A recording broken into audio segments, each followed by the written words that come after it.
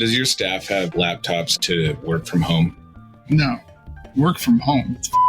You don't let them work from home? Oh, one of my staff works from home twice a week or once a week. And what, they have to use their own computer? No, she has a laptop for me. Well, that was the question. Matthew, please, Mr. Archambault. We have several laptops. Listen closely to the question being asked. Well, no.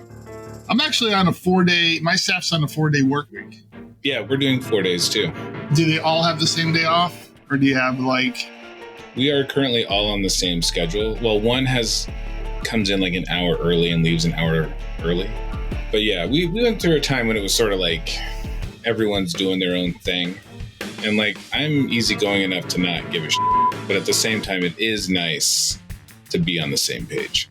Now we have it so we're open 5 days, Monday through Friday, but they all just work 4 days. And they figure that out. All right. Well, listen. Just don't tell my wife. She would be so pissed. My wife. She doesn't listen. We'll probably cut all this out anyways. Welcome to Redirect Immigration Law Perspectives, a quarterly podcast. This is the last one. It's Immigration over. Law Podcast. I'm your host, Stephen Robbins, joined by co-host and fellow immigration attorney Matthew Archambault out of Philadelphia, Pennsylvania. Matthew, how are you doing? I'm good. This is our last show. I think we should really emphasize that. Matthew has been messaging me for the last couple of months. It's kind of like we've got a dog that doesn't really walk anymore and, is just kind of going to the bathroom wherever. And Matthew, every once in a while, is sending me a message like, time to take the dog to the vet. That's kind of like take the dog to the country. It's weird. So there's Old Yeller, right? Which is about a boy who has to kill his dog. But then there's also this Johnny Cash children's album, which I really like. There's a lot of good songs on there. But one of the songs is also about a boy who had to kill his dog. So was this just like a rite of passage at some point where country kids were just forced to murder their dogs? You grew up in the country. How many dogs did you have to kill? I'm from the booming metropolis, Albany, Oregon, okay? I didn't have to kill any dogs, but I'm curious about that. But you did. You did anyways, right? No, come on.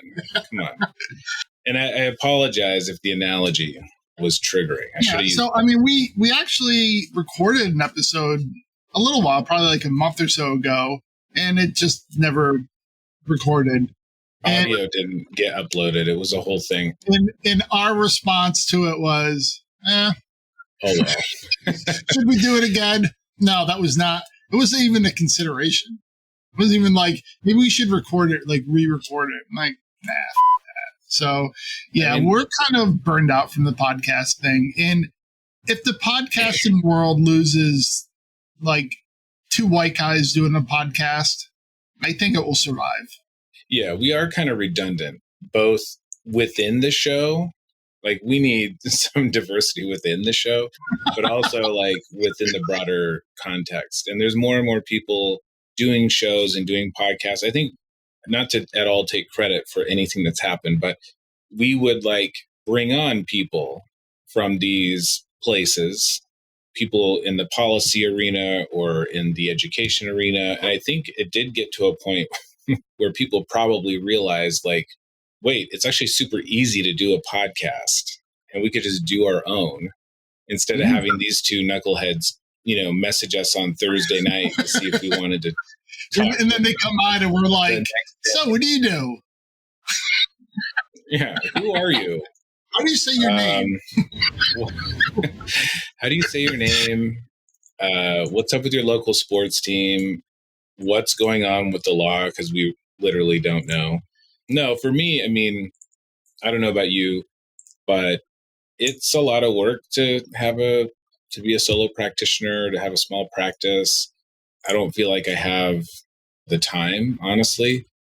So that's part of it. And also just I feel this way with media. Like, there have been some good immigration-based shows that have come on, like Netflix, for example. And people will say, oh, you should really watch this. It's amazing. And it's like the last thing on earth I want to do in my very limited spare time is like go listen to more stories of the horror and the just the brokenness of the whole thing. And so I'm starting to feel burnt out from the topic. If there's time I have to myself that I can not be in this world, I'm going to not be in this world. Right. And when we started, like, there weren't that many immigration law podcasts. I mean, I think Charles Cook had one. I think he's still doing it. But I think any kind of the immigration law podcasts were really, and I don't know if it's shade or not, but essentially promoting law firms and for their business, which he does with his podcast. He also gives out good information as well. So that was something that we never. This podcast is like an anti-advertisement. If anybody were to stumble across it, they'd be like, holy shit, no, steer clear of these two guys. So it really cuts against our own interests. That's another thing. Not really, but yeah, for sure. I mean, the other thing is like, we've obviously mastered the medium. So it's kind of like Jordan and before, like I've reached the pinnacle of my powers, right? I mean, we're up to hundreds of listeners. I will say, I was thinking back today, we have had a lot of really nice feedback, people who've said that they were students who've listened to the show, who were inspired to get into immigration law. To them, we apologize. We're sorry for... You were not listening that intently, apparently. Maybe pay better attention next time. No, but we've had... You've been smart enough to get in another area of law, and that's why you're stuck here. I know we've had a lot of people who are not, and I think we tried to do this, who are not in the immigration law world, who were able to tune in to a couple of dummies and kind of get a better understanding of like what was going on, especially at the height of sort of the Trump madness. So that was good. And they were like, hey, you explain stuff like on a 5th grade level. It's like, that's all we're capable of. Yeah, exactly. We're not trying to dumb it down. This is just... We're reaching. We are reaching. We're just a couple of dumb guys. When we really tried to put time and effort into the show, at one point we said, if we reach 100 patrons, then we'll take a pro bono asylum case from the Northwest Immigrant Rights Project, which we did. We got to 100. We took the case and we won it. And this woman and her daughter have now applied for permanent residency. So that's awesome. I think at one point I had kind of imagined, like, what if this could become a serious stream of income, and it could, what if we got 100 patrons, and then we could, or not 100, like 1,000, and then we could take 10 pro bono asylum claims, and that could be a big part of my practice, is just doing like pro bono cases that were, I guess, not technically pro bono, but sort of crowdfunded, right? Yeah. And it just takes a lot of work. I don't know. No, I mean, when you hear these people have shows on like every day, like they'll put on a podcast or, a radio show every day, but you also realize like they have like a big team behind them. They have producers and they have assistants and they're doing research and all that, but it's a lot. I mean, when we would put an effort into the show, it would take some time. We didn't always put an effort into the show. I don't know if you all noticed that. How dare you? We have had a really good producer for the last couple of years, and that made a huge difference. Right. I'm talking about research. Yeah. Right. Well, that's, yeah. The thing about immigration law in the last few years has also been, it would be nice to take a step back and do more evergreen episodes like historical analyses or things like that. But the law is just changing so fast. I mean, we have a fast turnaround because we do have a good producer and he does really awesome work. But even like recording on a Friday morning, sometimes by Friday afternoon, it's like, oh yeah, that thing we spent the whole hour talking about was enjoined, or, whatever. So anyhow. But we had a lot of good guests. So I think that was kind of made it really interesting for us, right? Oh, for sure. We met like so many good people. And I do feel like now I'm like a backbench kind of guy. Like if I go to a conference, I'm going to sit in the back row. I don't want to talk to anyone really. I'm sort of naturally antisocial. And the show has actually helped me get to know people. So if I were to go to AILA National or some sort of conference or something, I feel like I would know quite a few people just by virtue of having met them on the show and stuff like that. So who is your favorite guest? Well, Austin Coker, obviously. I mean, he's dreamy. He's a he brings it. He brings it. Yeah, very interesting guy. Valeria Gomez is probably better though. Yeah. I mean, but let's face it, they're a power couple. And it's kind of like, how do you pick one over the other? It's really more of a team thing. I'm going to pick Valeria. Right. Just like that. That's how you Who pick else? one. Yeah. Well, I've said this before, but one cool thing about having a podcast is I think we've had him on twice, maybe just once, but being able to like send an email to Erwin Chemerinsky to be like, oh, like if you didn't have a podcast and you sent him an email, you would ignore it. You'd be like, I'm a guy in Yakima. Like, will you spend an hour talking to me about the Constitution? He'd be like, no, or delete. But when you have a podcast, it's like, sure, like my secretary will set that up and then you get to spend an hour talking to him and he forgets it immediately, of course, somebody like that. But I don't know, that's just a really awesome experience to be able to do something like that. He was on the show? He was on the show. Yeah, so just who's your least favorite guest that we had on? Oh, least favorite. Interesting. Pregunta. Let's see. Oh, well, we did have a colleague on once who we don't need to get into names and stuff like that. And I think we actually ended up cutting this out of the episode. But who suggested that we end asylum on the southern border? Yeah, because I mean, I think not to defend their position, but their practice is made up of asylum seekers who are able to come on visas, right? So people from other countries, right? And what he was experiencing was a huge backlog with the asylum offices, which is true. And that's a real problem. And he sort of saw the solution as being like, why are we letting all these Mexicans in? They're the ones that are causing the backlog. And so he sort of floated that out there. And we thought, okay, we practiced a little. I guess we're not free speech absolutists. We just cut that right out of the episode. Well, because we would have had to get into it. Right. He's not like a policy expert or anyone with any real influence. And so we decided to kind of let that go. Yeah, it was probably better that way. But, but we had a lot of great, really interesting guests. We got some free books out of it, which is... Free books. I'll probably still get the emails from publishers. If you want, I can keep telling them that we want to read the books. So that'll be nice. But I remember we got a Reese Jones, who's a geography dude from Hawaii. Right. He was on, I think, a couple of times, but he wrote some really good books. We got to get for free, which was really nice. Laura Briggs, right? Mm-hmm. There's so many that we're on. And so I'm really thankful to all the people that have stopped by and talked to us and made the show seem smart. Right. Yeah. And who knows? Listen, we do have a guest that we had on very frequently that's now on the BIA. Oh, that's right. Yeah. Mm-hmm. Andrea Signs. Yep. We've had judges on, a board member now, all kinds of people. It's been really, really nice.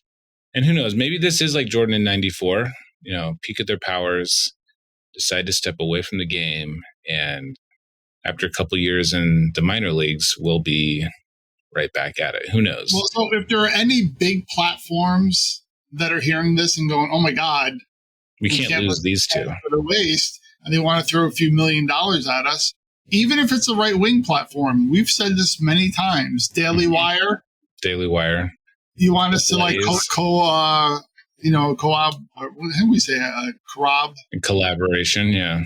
Collab with Ben Shapiro. We're on it. Yeah. Hell yeah. Right, Charlie Kirk, you got our number. No. Turn it Point USA. No. The We're gonna make some money, get out of this. You know what I mean? Yeah. Get on Coming the to you from the south of Spain. The problem with a right-wing collaboration like that is, well, I guess all of it. You'd have to be virulent. How do you say that? Are we having strokes? This is why we're giving up the podcast, because we're having strokes at the same time. Neither one of us know words. We're not good at words. You'd have to be vehemently anti-immigrant. And also, I think the other prerequisite right now for any kind of right-wing media figure is to be like aggressively anti-trans. So, you know, as much as the money would be nice, don't get me wrong. And we're not saying do not offer the money because we are open to being tempted at least. Yeah. Give us the chance to righteously turn it down or take it. Yeah. But at least give us the chance, you know. Or we can just get on the Young Turks and just ride their turn. The Young Turks. Hey, man, we're just asking questions, okay? You know, we're just asking questions. I'm not a doctor, but I'm asking questions that maybe a doctor could answer. Hey, so we are available for eulogies if you're bad at funerals. You know, as you can tell from this episode, Matthew and I are very good at laying something to rest. So let me ask you this. Just no big words. Yeah. Let me ask you this, and then we'll wrap it up. How is your practice going? Any recent stories or anything you want to share with the audience? Well, here's the thing I think that frustrates many of us who especially do removal work. I have a case coming up on Monday. It's called cancellation and removal. Someone who's been here for more than 10 years has a U.S. citizen spouse or children or a parent that would suffer extremely unusual hardship if they were deported. And not to get into the too nitty gritty, but I think it's like a good case. Guy's been here for a long time, he's never been arrested for anything, taking care of his kids, has a 3-year-old who's autistic, has a 19-year-old who's in college. And it's just a really good, decent guy. We have a good judge, and he's married to a U.S. citizen. So the government attorney who I reach out to, she comes back and she says, well, I see all this. I don't think he has enough hardship because his whole family is going to stay here. And, you know, his wife can just petition for him and do a waiver and all that. And so, you know, we're going to offer to dismiss the case. So then I have to write back and explain, well, that process of her petitioning for him, because they just got married, and doing the waiver is probably going to be 4 to 5 years because of how long things take. And that's going to be 4 to 5 years with him without a work permit, living here illegally, working legally. And so I think we have enough hardship. So, no, thank you. We'll just go forward with the case. And my thinking is we go forward. Even if it gets denied, he can still do consular processing later on and do the waiver and all that. So we're not losing that much. And then she like you get 2 bites at the apple, basically. Right. And then she snaps back at me and is like, well, I'm very sure that you've explained all the consequences of this to your client. This is very, you know, whatever. And she's like, and then he won't be eligible if it gets denied. He won't be eligible for a provisional waiver. And she's just wrong. But here's the thing that bothers me. Because when they go to dismiss it in this manner, what they're saying is it's under a regulation that says circumstances have changed where it's no longer in the government's interest to pursue the case. Mm-hmm. So it's in the government's interest for him to go back being undocumented, working illegally, and not being able to provide enough for his family because he's not going to be able to get the same opportunities that he does now. Did they offer admin closure at all where he could keep his work permit and pursue this? No, they never offer admin. It's in Newark. They don't offer admin closure. And it's just like they're okay with this, where the obvious result could be you just agree to have the case granted. There is hardship. The kid's 3-year-old's autistic. He's from El Salvador, the family. So if he goes back, it's going to be, you know, because waivers are never guaranteed, right? So he could be stuck out of the country for 10 years or more. And he'll, he have a single mom trying to raise an autistic kid.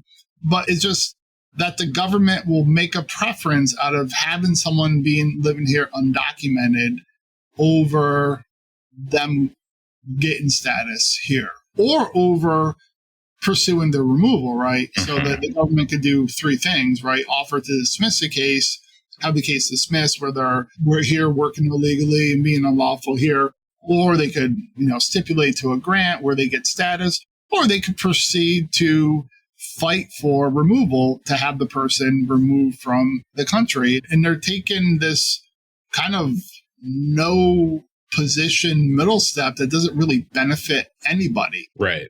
Those are the things that get frustrating, because another trial attorney, I guarantee, would have been like, whatever, we'll just let the judge decide, and would generally stipulate. But it's like they practice with no sense of what a good end game is going to be, right? Right. No, for sure. I have a case coming up next week. I think it's a good asylum case. Now, the best asylum case can fall apart at trial, right? Bad testimony or whatever, or a bad lawyer. You know. And so just forgets to show up. But yeah. Oh, so all of a sudden I'm half an hour late and it's going to be like a fucking big deal. Like, get out of here. Anyways, no, but so this case is basically ARCG, which is the domestic violence case from 2014, which was reinstated at the beginning of this administration. It's a Guatemalan case, lots of past persecution. It's a strong case. All right. It's an indigenous woman. All kinds of bad things have happened to her. And it's all been prepped and briefed. She's been in the country for 5 years waiting for this hearing. And we're sitting there 10 days out. Again, the record is now complete.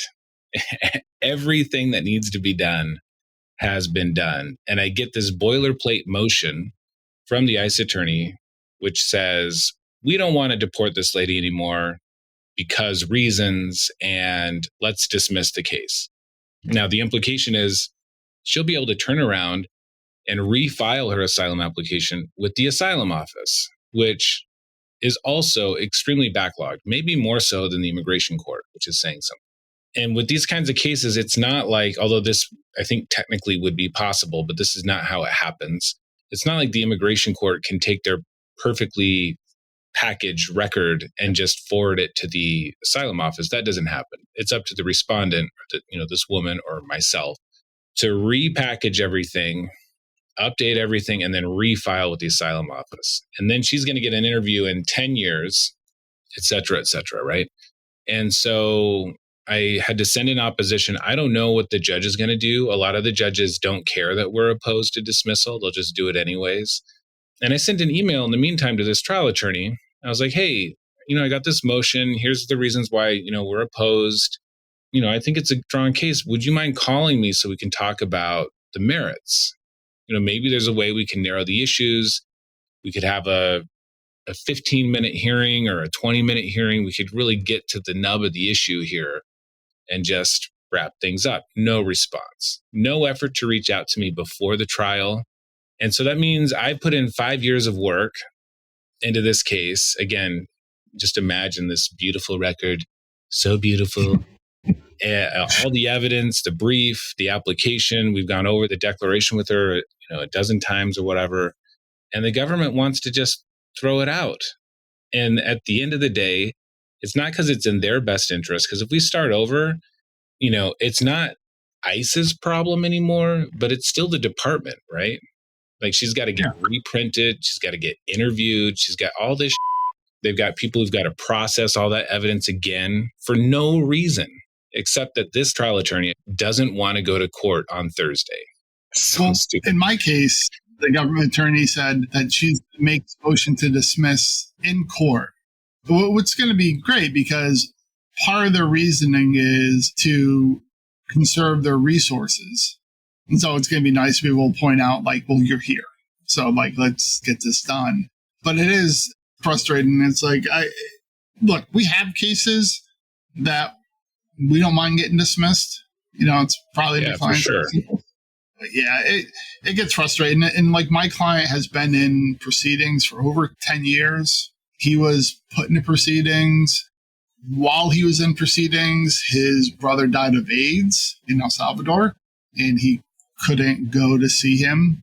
He was put into removal proceedings on a pretext. They were going around in South Jersey, and they were like going up to a lot of immigrants, going up to people's houses and knocking on doors and claiming they were looking for this one fella. And it's funny because I had like 2 or 3 clients who they were all looking for this one guy. Mm-hmm. They weren't looking for anybody, and they were just going, and they checked his papers, and he got brought in. And, he's just like a decent guy. And he's just now, he wants it over. He feels like he's paid his dues, doing taxes. He's been working. And he just wants some finality to it. And now they're just like, never mind. The thing about dismissal that I think the ICE attorneys and maybe the agency as a whole fail to really understand is, in their mind, they're like doing this huge favor. Like, hey, you know what? You can go back to being undocumented. Like, we're offering you this great thing. But for a lot of people like your guy, the only chance of relief they have, in other words, the only way to legalize their status is through this process. They've been dragged through the dirt, right? And through this whole process by ICE. And they're given zero guarantees that in 3 years, when Donald Trump Jr. is president or whatever that it won't just happen again. And I've brought this up to ICE attorneys before, and they're like, "Oh, well, that wouldn't happen." And I'm like, like, he's here now, like he's in proceedings now, like it happened. Why? And he got put in proceedings during Obama. It's not like, why wouldn't it happen? Like, they think that they're doing this great favor, even like in my case, like, well, you can just reapply and you'll be here longer. But this lady, like, doesn't want to always be presenting an asylum application. She wants to live a regular ass life and not be, dragging up her trauma over and over and over again. They also don't understand, I guess, like their own broader mission. Like, what are they even trying to do? Like, this doesn't help anything. So look at your client, right? If now you're a nice guy, you would probably be reasonable. I don't know if this is a pro bono case. Let's say it's not a pro bono case. And she's paid you a certain amount of money that is, whatever it is, it's significant for her, right? Yeah. And now, okay, this case is getting dismissed. Now you have to refile. It's not unreasonable that you would have to charge her more money. I'm going to be on the case for another at least 5 years, probably. Yeah. So here she is, then she has to pay out this expense again. And I think me and you are probably reasonable actors, but I mean, I'm going to end up doing it for like $200 because I'm an asshole. Like that's like you even think like when we file, like someone like this, like let's say just if you charge them $5,000, which is like probably not enough for an asylum case, right? If we're looking at how much work that goes into it, but it's a significant amount of money for this individual, and for them to go through the whole process, probably paying, a couple $100 a month and struggling to do that. And then to be told like, okay, well, never mind. It's not fair. It's really not fair. And how do you even explain that to them? Well, the government doesn't think that you should be deported anymore. Well, so they're giving me papers? No, they're just saying that you can stay. Okay, but I'm going to be allowed to like work and like, no, you're totally undocumented. But they also don't want to deport you. Oh, yeah. Okay. Yeah. But that application that we completed and finished and was ready to go, you can refile that, but with a different part of the Department of Homeland Security. Oh, okay. Like it doesn't make any sense. And at the end of the day, it's literally because an attorney for ICE would rather do something else on Thursday afternoon. It's too late to like, now, if you could plug in a removal hearing for like the rapist, then it's like, oh, okay, they don't want to deport this lady. They'd rather get this guy in there, but it's too late to do that. So that means she's just going to be in her office playing, Pinterest or whatever. You don't play Pinterest, but I mean, you know what I mean? Anyways, I'm just fired. Anyway, so this is why is our last show. Now we're talking about it. We just need therapy. We don't need a podcast. No. Anyways, listen, I got to go. I do have to run. But well, Stephen, we'll still talk. You promise, right? You'll still keep in touch, right? Yeah, I'm on all the Twitter alternatives. I signed up for the one Mastodon. I don't even know what it was. And then I don't even know. I know. I haven't used any of them. Threads, there's Blue Sky, Mastodon. I mean, who knows? They all suck, but Twitter is like basically 4chan now. So yeah, it's awesome. anyways, look You got for my me number. around the places. I think my blue sky is Yakima Abogado, just like my Twitter. So if you see I me don't around, give me an invite for Blue Sky. So oh, okay, yeah, I've got all the cool friends. yeah, that's true. All right. I love you, Stephen. Love you too. We'll be in touch, obviously, and In more ways than one. thanks for gross. Thanks to all the listeners, and we'll see you around the way. All right. Good night and good luck.